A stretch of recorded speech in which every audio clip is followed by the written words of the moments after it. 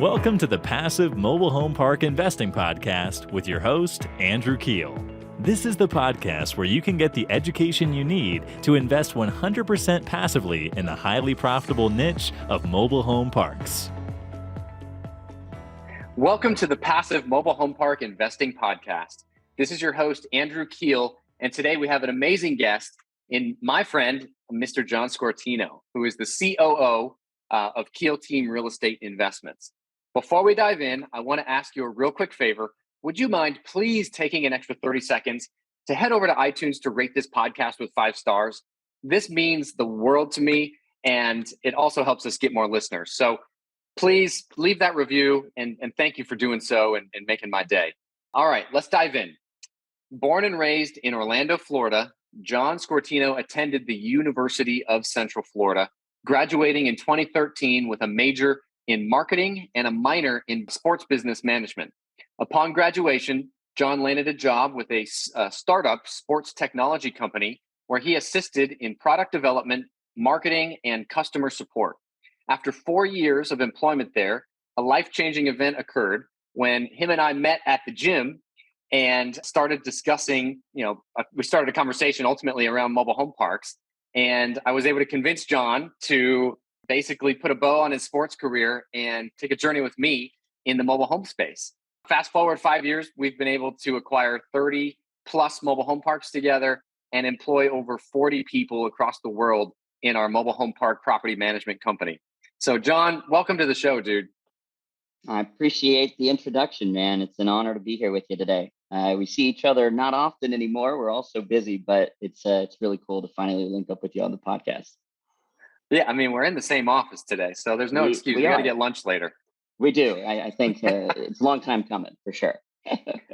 Awesome. Can you tell our listeners your story and how you ultimately got into manufactured housing? Absolutely. I think you touched base on it a little bit. It's such an interesting story, and the world does things in very interesting ways, and sometimes it doesn't make sense, but eventually all roads kind of lead to make sense of things. But as you had stated, Andrew, you and I, we grew up with each other. We grew up, we went to middle school and high school together, and we always kind of necessarily played we played basketball with each other. We were always up at the park, and you went off to college. I'd stayed here in Orlando, and we were Facebook friends. We still connected with each other on Facebook, and I think it was, probably about 10 years after you had graduated from high school, came back home to the States. I had seen that you were selling mobile homes on your Facebook, and I wasn't sure if you were crazy or if you were crazy, but I'll leave that for another conversation. But it was intriguing. Your passion for what it is that you were working on, what it was always something that I admired. And when we were able to connect with each other at the gym, we kind of started breaking the ice a little bit on what you were working on. And you told me a little bit about the MH space and where your vision was and what you were working on. And it was intriguing. At the very least, it was intriguing. As you had stated, I was kind of wrapped up in the sports world and had been there and rooted for a very long time. And real estate had always been something very, very intriguing, but wasn't something that I was confident in making that leap of faith on. And after talking with you, you gave me all the confidence in the world, and what you were building and what you were working on was something that was very special. And I ended up, like you stated, I put a bow on the tech sporting world, and I jumped on board with you. And I think it was day one, we went over to Frank and Dave's Bootcamp, and we hit the ground running. We learned. You taught me everything that I know to this date, and you've put me in positions to learn all about the mobile home park industry, and I'm grateful for that. I wouldn't be where I'm at today if not for you, and I'm blessed to be part of this special journey that we're on. Dude, give me a fist bump, dude. Give me some love, man. I remember that. Yeah, it was very lucky. Like right when you started in January, Frank and Dave came to town and they put on that boot camp. So literally your first week, we went to the Frank and Dave boot camp, and then we went back, didn't we? I think we went a couple times. Year. I think, yeah, we went back to Frank and Dave again and just learned some more and networked, and that was fantastic. So that was 2018, wasn't it? That was 2018. That's right. Yep. 2018. I think it was January 2018. Yeah, right after the new year. Yeah. And That's we went to the boot camp, and I was learning everything I could. You slapped a textbook on my desk as I walked in, and we drove off to the boot camp. And I think a couple hours later, we were stepping foot in a mobile home park here in Orlando. And I think, to be honest, that might have actually been the first ever mobile home park I stepped foot in. So wow. it was from that point on, it was done. I was over. It was over. I was But mobile tell me home park. this. Tell me this the stigma of a mobile home park, right?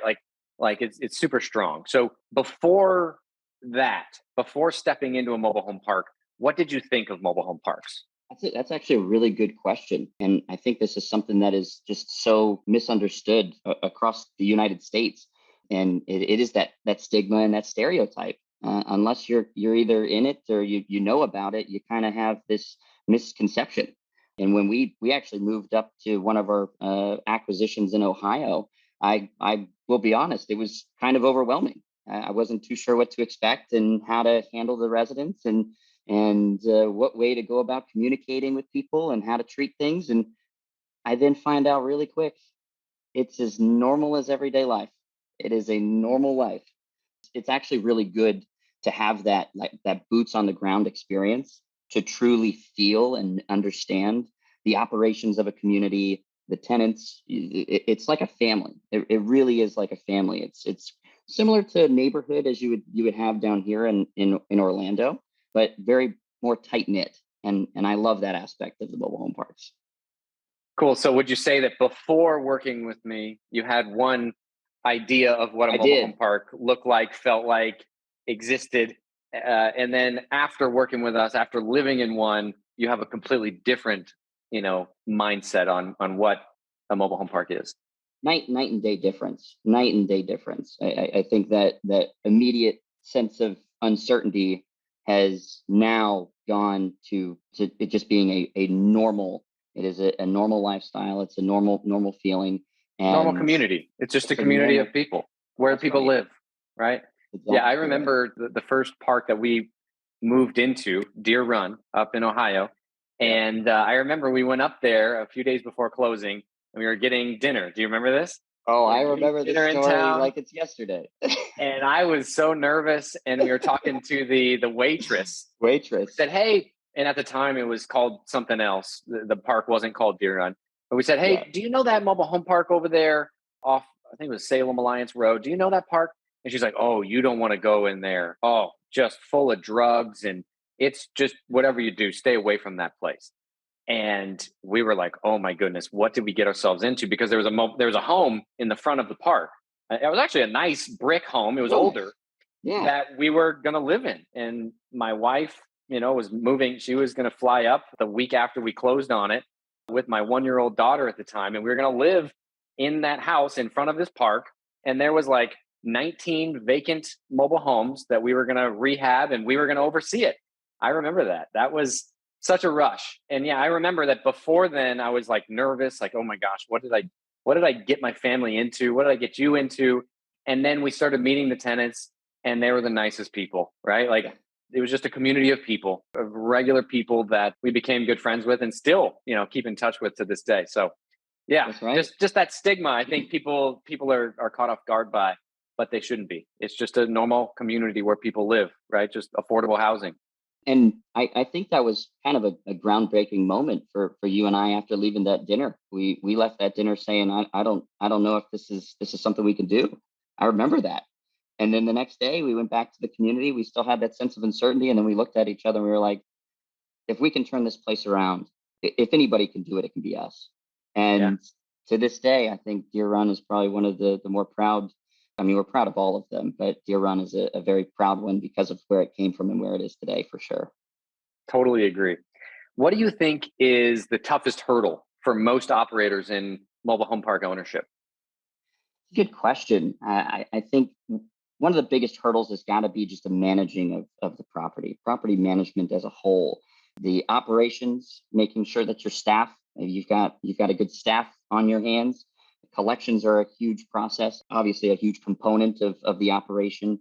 home sales. I mean, the only way to really increase occupancy other than general rent increases is through the continuation of occupying units, keeping them occupied, and making sure that your team has a very good grasp on that business model, right? And understanding what the true task is at hand. And that's creating a great environment, having a great living arrangement for your residents. Quality of life is as high as it can potentially be. And in most cases, that really revolves around management. So I think management and the operations of the property is probably one of the biggest hurdles that we've had to face. I think we've done a very good job at it, but it's always going to be a work in progress at operations. And it's different, right? Compared to other asset classes, right? Apartments, there's a lot of good third-party property management companies that you can hire to manage an apartment complex. Even for self-storage, which I've dabbled in, there's very good third-party, property management companies that you can hire to run your facility.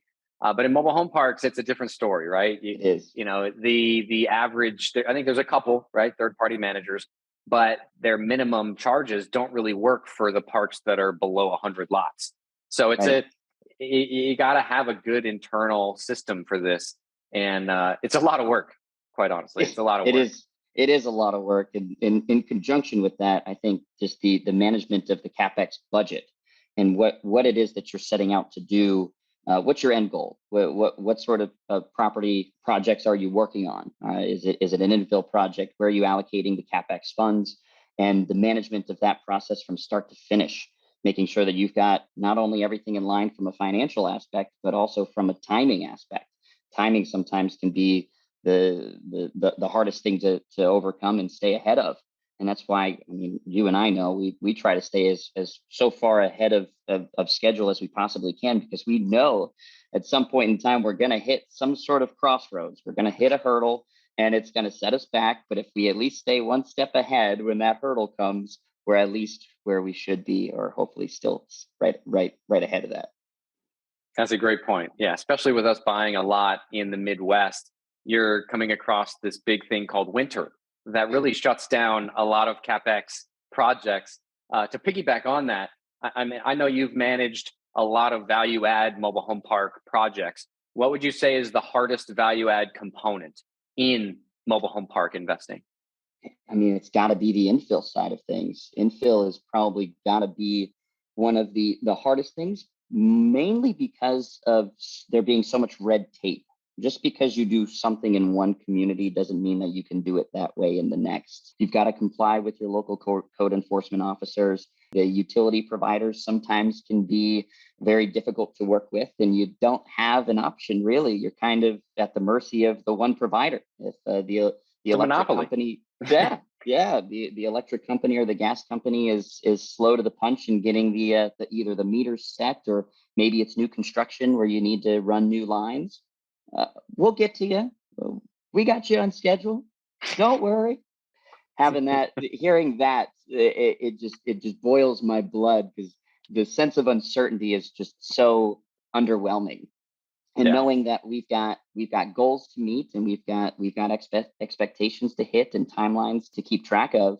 When you've got third-party vendors that are hindering your ability to continue and make progress, it's quite frustrating. And I think we've actually done a really good job in coming up with tactics to be able to reach out to those third parties and try to convince them that they needed to put us ahead of schedule. And it's not easily done, but yes. Tell them the example of Norfolk. We just finished a refinance, an agency refinance, but during that process, 3 homes were found to have gas lines running underneath of them.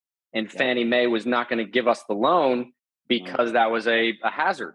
So basically, walk through the process, right, of how you attack that. Yeah, so this was definitely a little bit of a gut punch right at the finish line of getting this refinance tied up. As soon as we were getting ready to finish, we got the news from the lender saying that there was a gas line that was lying underneath a couple units, which is ultimately a life safety hazard, and it needed to be fixed. And I'm in a panic. I don't know what the best course of action is. I call the city. I'm calling the building inspector. How did this happen? How did you guys install these homes over top of these lines? This isn't something we had done. These homes have been set for 20 plus years, and now we're the ones that are getting kind of the left hook here. And at the end of the day, I was able to develop really good relationship with the gas company and explaining the entire story to them. And we were, gosh, I think might have been around March or April time. So the grounds were still frozen. There was going to be no digging. There was going to be no excavating. And the only solution that was presented to us was, let's relocate these homes. And it wasn't an option. I think we know how hard it is and the difficulty of putting axles and tires under a home, of fixing the hitch back on, taking the skirting down, disconnecting the utilities, all for what would have been about 4 inches. Yeah. 4 inches. 4 inches. And what we were able to do is the gas company, again, just kind of continuing to work with them, begging and pleading and stating my case. And I escalated it to a point of life safety. When you kind of put people's lives, I guess you would say, in the eyes of the utility provider, now things change a little bit. And the gas company was actually able to push our project ahead of schedule, and they were able to actually fulfill the entire relocation of the utility lines. I think it was within 6 weeks, if I'm not mistaken, from time of notification to relocation and completion of that relocation. And we were wondering at first conversation, I think it was like, yeah, it's March now. We might get to you in maybe June, July. And it was a maybe. It was a maybe. Like, and we right. couldn't close on this, and interest rates are rising. And they said, I think one of the biggest things though is you had a high sense of urgency, right? Yeah. You went from talking to the call center rep to their administrator, then to the administrator's manager, and then from the manager you went to the regional construction engineer. That's right. Who then was able to expedite this. So I think just having that hands-on sense of urgency is what helped us get this refinance done while interest rates were still below 5%. And we were able to get the deal done. But that's just one example, right? Of, hey, you're at the mercy of a third-party utility company to get something done, and they don't move very fast, right? You have to call multiple times. You're not just going to call once. You have to find your person, and then you have to follow up consistently. And you did a great job of that, and you consistently do that. So I think that's one of the ways we've been successful with our value add projects. Agree. So. And that actually is a good point. The hierarchy of going through the phone tree and finding ultimately the guy who makes the decisions, that's and not giving up there. We see it too often, more than not, where you get a sales rep and, oh, sorry, yeah, we'll put you on the list. And then you wait for a phone call back, and you wait and you wait and you wait. You've got to be tenacious with it. The sense of urgency has got to be high. And thank goodness we were able to get that done in such a short amount of time. Definitely. Where do you feel is the best opportunity or strategy in the marketplace right now for mobile home park investing? Good question. I gotta say the value add communities, they have got to be the ones that have the most meat on the bone. If you know what you're doing, that's the kick there, is knowing what you're doing. As prior discussed, the infill side of things is definitely one of the hurdles that we've had to climb. I think we've done a very good job at truly understanding what it takes, sourcing homes, bringing them in, what set requirements are, making sure that you have those relationships with the local building inspectors to where you can set these homes seamlessly and get the occupancy permits as quick as you can. But at the end of the day, if you're bringing homes in and you want to increase your bottom line, it's got to be through infill. You've got to increase your number of units. You've got to increase the amount of beds that you have in your communities to increase that bottom line. And in addition to that, your utility bill back. I think utility bill backs are a great initiative, not only as far as minimizing costs and expenses, but also implementing that green footprint. I can't count the number of times that we've taken on a community that doesn't have the bill back initiative, and we've had to put business proposals in place and sit in front of the board and tell them, hey, this is what we're doing and why we're doing it, and we need your blessing to do that. And in addition to obviously cost cutting from the business standpoint, it's also a green footprint and cost saving for the city and the municipality. When you've got metered utilities, people become way more conscientious of their water consumption, and being able to have that conservative mindset is a positive impact, not only in the community, but for the city as well. And I think we've had a lot of success there as well. Definitely. Yeah, no, I completely agree. Yeah, it's the infill is the greatest opportunity, but it's also the hardest value add, right? And it can be labor intensive. There's a lot of moving parts to it. It's not rocket science, right? It's figure outable, but there's just a lot of moving parts, and you have to have, again, that sense of urgency, like you did on that Norfolk project, to get it through the finish line. And that's just something that I'm really thankful for that to partner with you on, because you do a great job of that. I appreciate that, man. I do appreciate it. And you're right. The infill side of things, sometimes the greatest reward comes from the most amount of work. And I think that we've seen that time and time again. Some of the more successful projects that we've worked on have equated to some of the projects that require the most labor intense and cap intense projects. And not shying away from those, I think, is something that is really cool about what we're capable of doing. And seeing projects in communities that might have a lot of uncertainty, and being able to have a process in place of confidence with our due diligence is played a huge role in the communities that we've acquired to date and the success that we've had too. Definitely. Let's ask a little tougher question here. What mistakes in mobile home park investing have you made that our listeners can learn from? I think our due diligence process, as just previously mentioned, it's been forever evolving now that we've matured and learned so much over the years. I think that's one thing that you and I can both hang our hat on, is that we're continuing to expand our knowledge base and learn more about this industry and learn more about this asset class and the infrastructure of these communities. At the early onset, we read the book.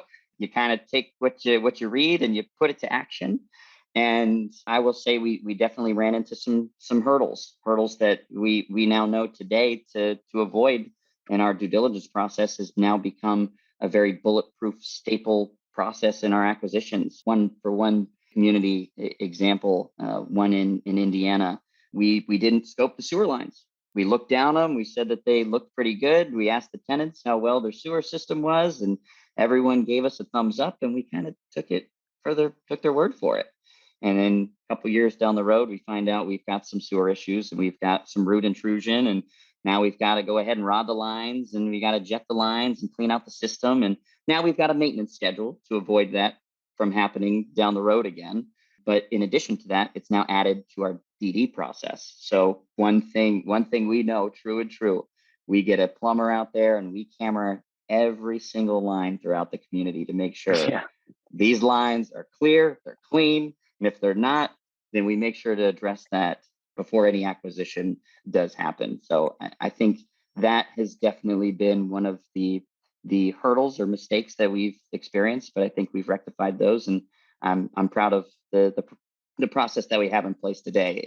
It's more time consuming, it's more extensive, but I think we've learned so much over the mistakes that we have made, what to look for and what to look out for. Yeah, I agree. Yeah, in the early days, I was speaking with someone the other day, and they said in the early days, our due diligence checklist was right out of Frank and Dave's book that he provided.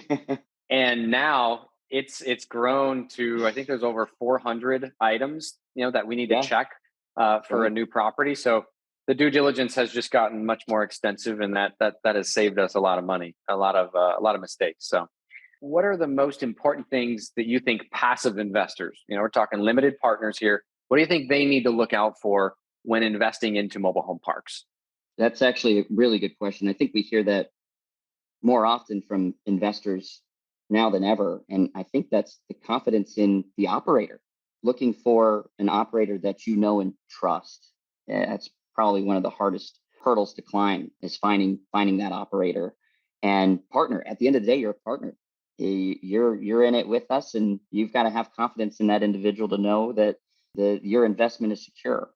And I think we've seen time and time again guys presenting spreadsheets and showing this is a property I found and this is the expectations of it. At the end of the day, anybody can build out a pro forma and tweak it to have projections that generate great returns, but can you actually execute on that? I think that's the most important thing. Can you execute on what it is that you're forecasting? And normally it's based on the operator. Can you trust that operator? What's their track record? And that is something that I would look at first and foremost when looking to invest in the mobile home park asset class. Smart. Yeah, I agree. What does the perfect mobile home park look like in your eyes, and why? I like this question. I do like this one.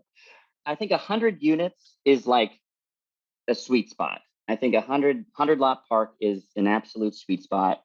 And the kick here is it's got to have direct build utilities.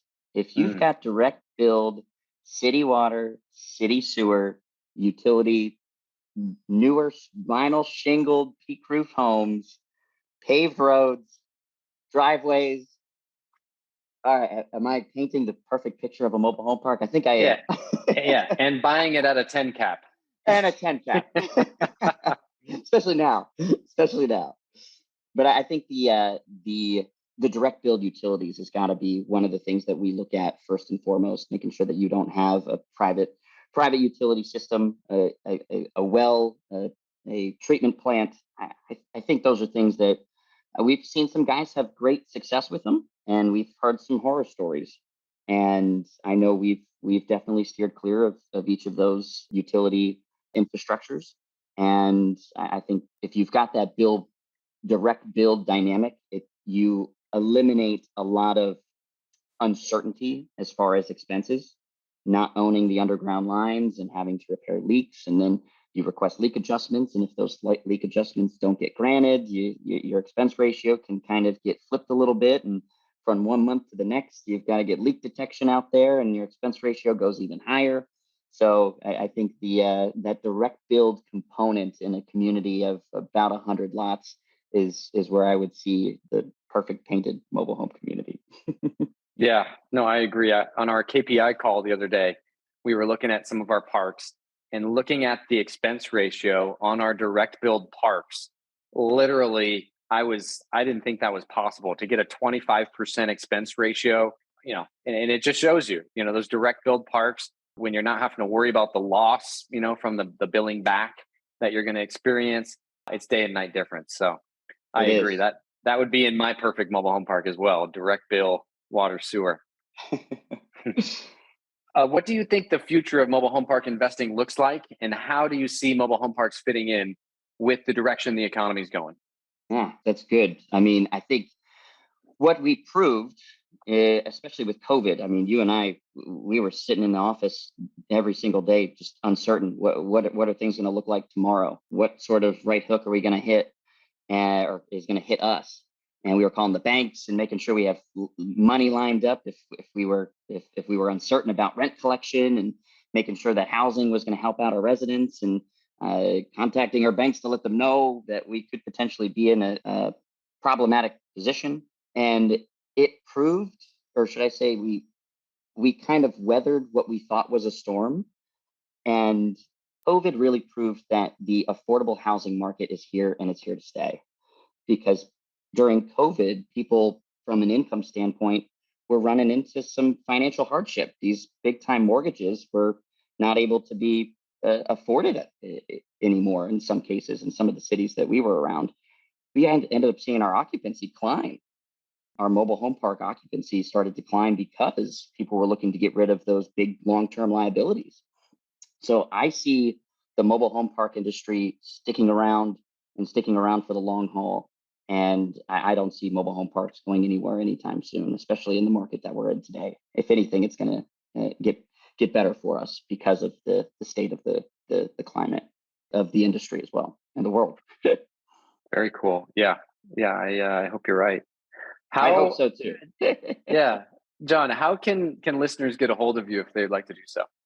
Yeah, we've got our website. I think the Keel team website is the greatest resource to be able to connect with yourself and myself. And learn a little bit more about the company and some of the case studies. I think the case studies button is a really cool feature that we've got on the site to at least get some further information on some of the projects that we've been working on here in the past.